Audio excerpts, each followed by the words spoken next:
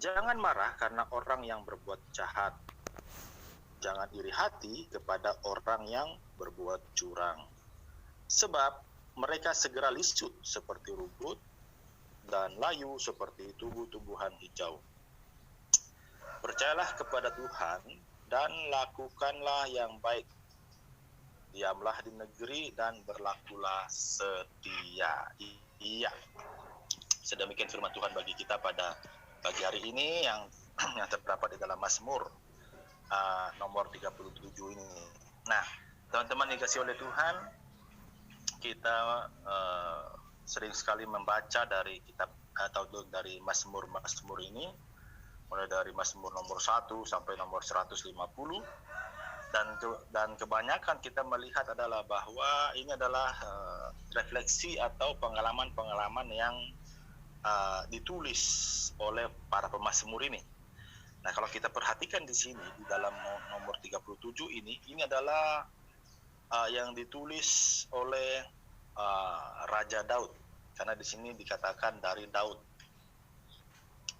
Nah, kalau kita memperhatikan kehidupan Daud, sebenarnya kehidupan Daud ini ya banyak-banyak pengalaman yang dia hadapi, yang dia alami. Ada yang senang, ada yang menderita, dan lain sebagainya. Itulah kehidupan Daud yang dialami. Dan kemudian di dalam bagian ini dia menulis suatu hal yang kelihatannya itu cukup menarik begitu. Karena di dalam bagian ini dikatakan jangan marah karena orang yang berbuat jahat. Jangan iri hati kepada orang yang berbuat curang. Sebenarnya kalau kita menelaah secara logika kita, sebenarnya kita jengkel kalau orang berbuat jahat begitu. Walaupun bukan kepada kita sendiri yang berbuat jahat, misalnya orang berbuat jahat kepada kita, kalau kita melihat orang berbuat jahat pun kita marah begitu. Tapi ini memang spontanitas manusia ada itunya begitu. Nah, namun kita tidak belajar hal itu. Saya mengajak kita untuk melihat satu ayat saja, yaitu di dalam ayatnya yang ketiga itu, yang percaya kepada Tuhan dan lakukanlah yang baik. Diamlah di negeri dan berlakulah setia. Ini saja ayat yang kita renungkan sebelum kita berdoa bersama-sama pada pagi hari ini. Nah, teman-teman yang dikasihi oleh Tuhan, ini adalah, kalau saya baca keseluruhan, ini adalah menggambarkan bagaimana kehidupan para pemazmur baik yang ada ketika mereka diberkati ataupun ketika mereka mengalami pergumulan yang berat. Nah, di dalam bagian ini, di dalam ayatnya yang ketiga secara khusus, ada pelajaran penting yang bagi saya dan bagi kita, saya rasa bahwa dalam menghadapi kehidupan ini ada pelajaran yang penting yang kita dapatkan atau yang kita ambil dari ayat yang ketiga ini. Memang dari bagian-bagian ini, Bapak Ibu dikasih oleh Tuhan, kalau kita membaca secara keseluruhan, memang banyak sekali berkat yang kita dapatkan dari bagian ini ataupun dari pasal ini. Dan saya kira nanti teman-teman yang lain bisa menyampaikan bagi kita. Dan pada pagi hari ini kita fokus saja melihat dari ayat yang ketiga secara singkat saja. Nah, pelajaran yang pertama yang kita dapatkan dari bagian ini, teman-teman dikasih oleh Tuhan, ada satu hal yang sangat tegas di sini adalah bahwa percayalah kepada Tuhan. Ini memang kenapa saya sering mengatakan ataupun menyampaikan ini, bahwa percaya itu kepada Tuhan itu tidak memiliki batas waktu begitu. Beberapa waktu yang lalu saya pernah menyampaikan untuk belajar percaya, dan memang belajar percaya itu ya tidak ada kita mencapai ataupun tidak mendapatkan kayak ijazah atau apa ketika kita belajar percaya, tapi ini adalah suatu kehidupan yang kontinu begitu. Nah, di dalam bagian ini pun kehidupan Daud, dia meneruskan, bahkan dia menulis menekankan pentingnya percaya kepada Tuhan. Kita tahu adalah bahwa Daud ini ketika dia mengawali karirnya sebagai seorang gembala, yaitulah profesi yang kita dapatkan dari Alkitab, bahwa dia mengawali pekerjaannya, mengawali karirnya itu sebagai gembala ternak, gembala apakah itu domba kah, sapi kah, kambing kah, apakah, pokoknya ternak lah begitu, intinya ternak. Bukan dia gembala manusia. Di sini adalah dia gembala kambing domba begitu. Dan situlah awal bagaimana dia karirnya di situ. Bagaimana dia mengawali pekerjaannya sebagai seorang gembala ternak. Nah, kita bisa melihat bagaimana kehidupannya Daud, bahkan dia berani katakan bahwa ketika ada singa yang mencengkram anak ternaknya atau dombanya, dia berani pergi ataupun melepaskan itu dari mulut singa. Dan ini bukan main-main begitu. Ini membutuhkan keberanian yang sangat luar biasa. Karena berhadapan dengan hewan yang memiliki kekuatan yang lebih besar dari manusia begitu. Nah, kita bisa melihat adalah bahwa, tetapi mulai dari itu, ketika dia dari situ kemudian dia menjadi seorang pemimpin ataupun seorang raja, dan itu dia menuliskan bahwa memang percaya kepada Tuhan itu adalah sesuatu yang sangat penting begitu. Bahkan ketika Daud di dalam 1 Samuel pasalnya yang ketiga ayatnya ke-6, di situ dia terjepit begitu. Di situ dia mengalami sesuatu yang sangat luar biasa, di mana dia merasa ditekan, bahkan kondisinya sangat-sangat tidak baik begitu. Tetapi di dalam bagian itu, dalam 1 Samuel ayat pasal 3 ayat 6, di situ dia memiliki dia menguatkan dirinya untuk tetap percaya kepada Tuhan.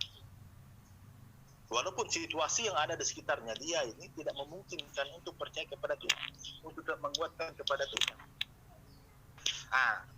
Teman-teman yang dikasihi oleh Tuhan, dari waktu kemarin waktu saya melihat ataupun ada informasi bahwa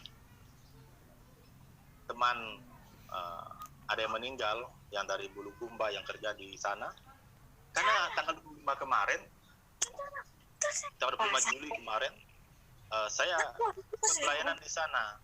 Kemudian ya saya menyampaikan firman Tuhan, dan semua jemaat, semua mereka itu ada sekitar 50 orang, itu tidak ada pun yang memakai masker. Saya pakai masker, kemudian semua kami pakai masker ya, yang saya, istri, kemudian 3 anak ini pakai masker semua. Tapi jemaat yang itu tidak pakai masker. Dan setelah kita ibadah, itu sepertinya tidak ada prokes begitu. Ya, termasuk kakaknya Ance ada di sana, dan kita pada salaman-salaman semua. Nah, kemarin ini dan tadi malam saya sempat berpikir, aduh, apakah saya sudah tertular atau tidak ini? Karena saya secara ini kan saya baik. Karena kita tidak ada prokes begitu, kita duduk kayak biasa saja. Ya saya kan sudah divaksin sampai 1-2, tapi saya lihat tanggalnya, saya kan vaksin tanggal 15. Kemudian kejadiannya itu tanggal 25 kita pelayanan di sana. Wah, ini belum terbentuk antibodi yang sempurna begitu, karena baru 2 minggu. Saya bagaimana ini, saya sempat gelisah juga, tetapi ya saya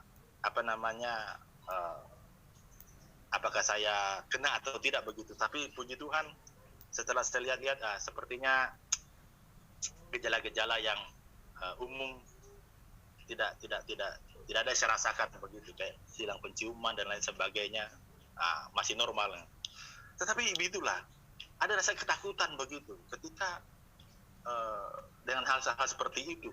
Tetapi kita kembali kepada firman Tuhan.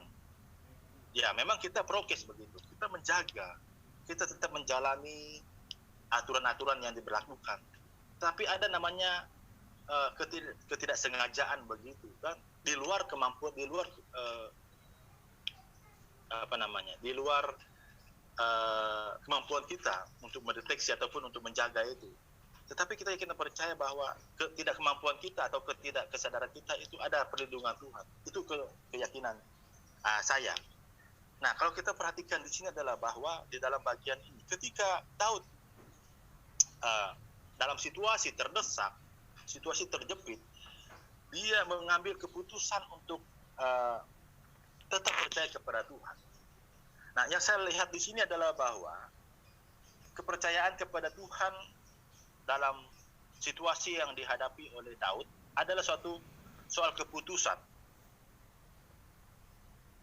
Dia percaya kepada Tuhan, dia sudah memutuskan mengambil suatu keputusan untuk tetap percaya kepada Tuhan. Walaupun situasi, lingkungannya, keadaannya itu tidak memungkinkan. Jadi dia percaya kepada Tuhan itu adalah suatu keputusan, bukan berdasarkan perasaan. Ya, seringkali orang-orang yang setengah-setengah ataupun yang apa begitu, ketika mereka berdoa kepada Tuhan, kemudian tidak terjadi apa-apa, kemudian ke lingkungan ataupun sehingga perasaannya, wah Tuhan tidak menolong saya, Tuhan tidak ketika saya dalam kondisi seperti ini. Jadi perasaannya yang main di situ. Jadi saya lihat di sini adalah bahwa ketika Daud sudah mengambil keputusan untuk percaya kepada Tuhan, itu tidak terpengaruh oleh situasi yang ada di sekitarnya dia begitu. Dia kondisi terjepitkah, tertekankah, bahkan masa depannya seperti tidak ada karena dikejar-kejar dan lain sebagainya. Tetapi yang jelas di sini adalah bahwa dia mengambil satu keputusan untuk tetap percaya kepada Tuhan. Ini yang saya dapatkan dari sini. Di ayat yang ketiga, bagian pertama A ini, percayalah kepada Tuhan. Jadi tidak ada kompromi di situ, tidak ada main perasaan, tidak ada.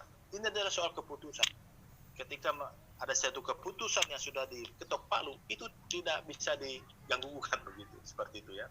Dia percaya kepada Tuhan, apapun situasinya, saya tetap percaya kepada Tuhan. Inilah Daud begitu. Nah, yang bagian yang berikutnya, teman-teman yang dikasih oleh Tuhan, ada di sini, percaya kepada Tuhan dan lakukanlah yang baik.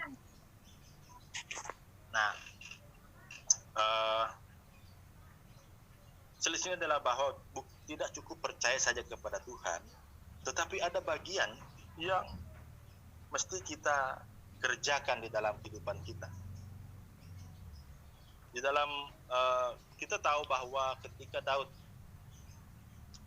ada dalam situasi yang